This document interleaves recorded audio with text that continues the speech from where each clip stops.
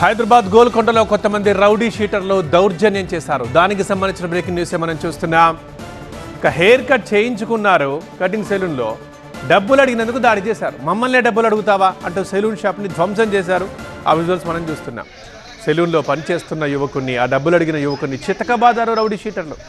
ఆపేందుకు కొంతమంది స్థానికులు ప్రయత్నిస్తే వారిపైన కూడా దాడి చేశారు రౌడీ షీటర్లు.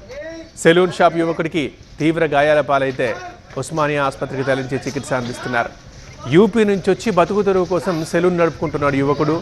ఆ యువకుడి మీద దాడి చేశారు రౌడీ షీటర్లు.